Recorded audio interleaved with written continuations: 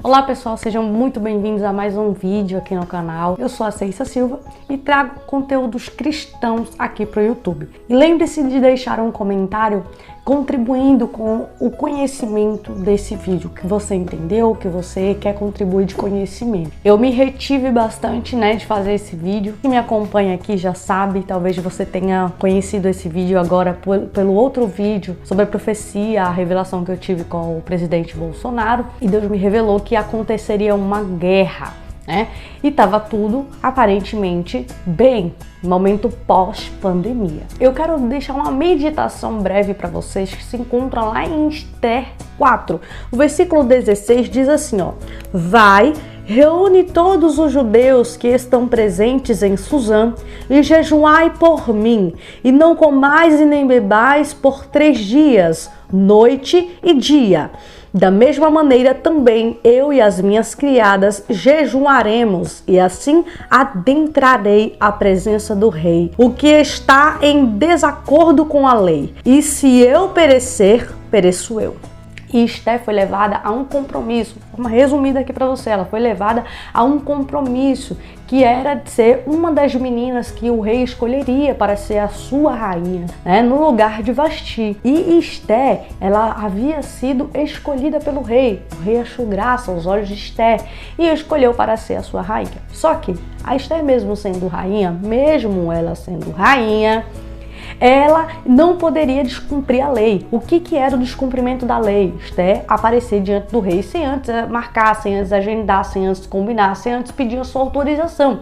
E ela foi de surpresa diante do rei. E Esther foi com a sua confiança em Deus, entendendo que daria certo, com base em quê? No jejum e na oração. Então ela pede para que o povo judeu que está lá em Suzã, o povo dela, orasse e jejuasse, que ela também assim faria com as suas criadas. Todos jejuaram por 3 dias e 3 noites, para que ela pudesse se apresentar ao rei. E ela se apresenta ao rei, você que já conhece a história, ela se apresenta ao rei e o rei estende o seu cetro. Se ele estender o seu cetro, ela pode falar e pedir, o que ela foi lá pedir, enfim. Mas se o rei decretasse a morte de Esther, ela morreria ali. E o que é que ela diz na sua frase final? Ela diz, e se o decreto do rei for que eu pereça, assim pereço eu. Então ela coloca a vida dela em jogo. E eu quero falar para você acerca da primeira dama, Michelle Bolsonaro. Michelle Bolsonaro, ela tem se posicionado como Esther nos tempos atuais. Eu abro um parêntese agora, porque eu não estou aqui para falar sobre política. Vocês que assistiram o meu primeiro vídeo falando sobre a revelação que eu tive, eu afirmei que eu não levanto bandeira, eu nem voto, inclusive nem votei esse ano, apenas justifico porque eu estou fora do meu estado, por viajar muito, trocar muito de cidade, então eu não tenho um título aqui em Santa Catarina, ok? Ponto. Entendido isso? Que tenho que falar de novo para ver se alguns entendem, porque continuam dando aquelas alfinetadas, que é questão de política e tal. Muita gente me julgou, muita gente falou que eu tinha dormido de barriga cheia, que eu tinha comido buchada, que eu tinha comido feijão com farinha, que eu queria um pirulito, que alguém desse ali um pirulito para calar a boca da criança.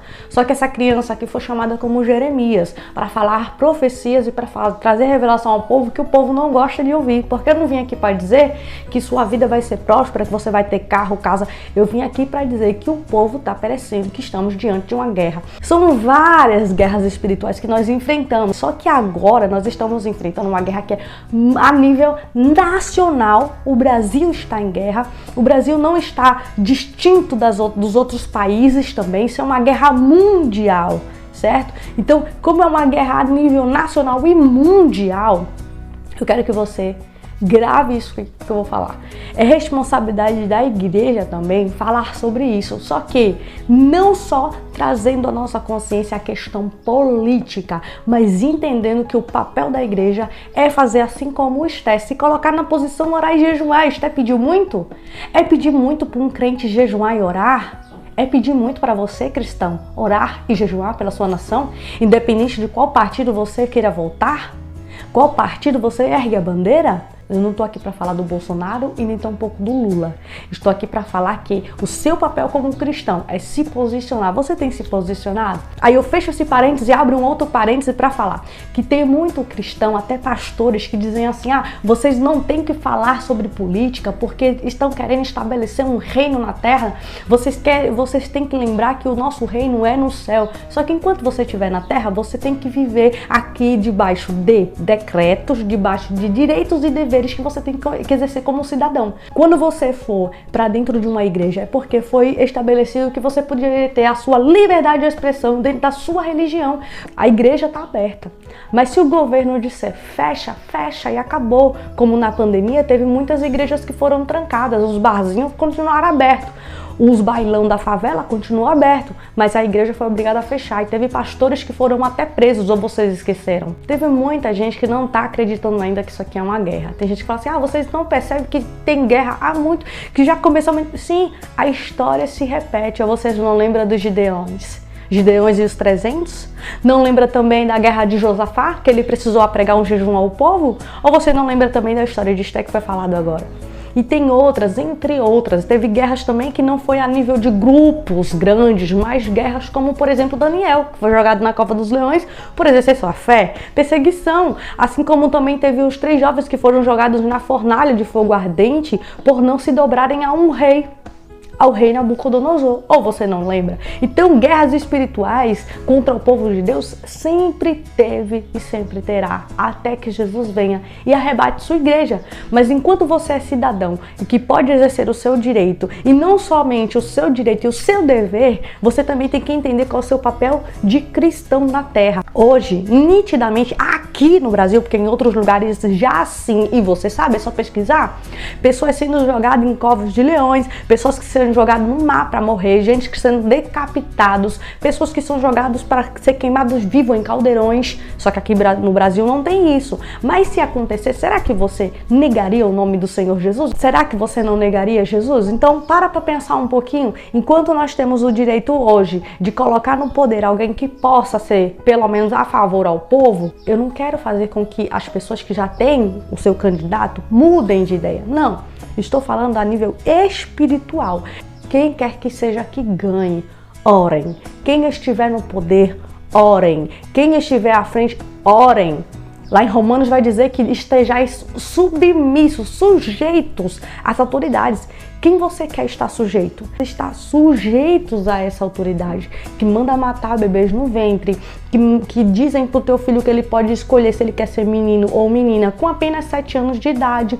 Isso aí é debaixo de que submissão nós estamos? Meu voto não é nenhum nem outro, é Jesus. Que cristão não tem que falar de política, cristão tem que falar de Jesus. Mas para você poder falar de Jesus, primeiro você vai ter que ter permissão de quem? Não, mas o Senhor tá tudo na mão de Deus. E aí o seu direito de exercer seu papel de cidadão, que é seu, porque os anjos não vão descer para votar.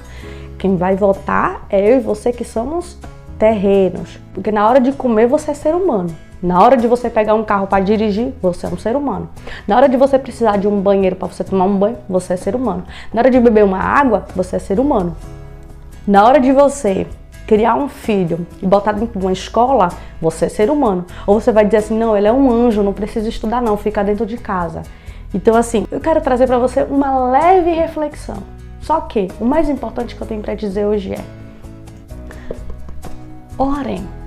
O que eu tenho mais importante para dizer é: orem, busquem, jejuem, consagrem ao Senhor. Nós temos até dia 30 que vai ser a votação do segundo turno. Se inscreve aqui no canal, já deixa o seu like e deixa aqui nos comentários algum comentário edificante de incentivo para que as pessoas venham orar, buscar, clamar pelo Senhor. Se a nação clamar, haverá paz em ti, teus rios fluirão de águas vivas.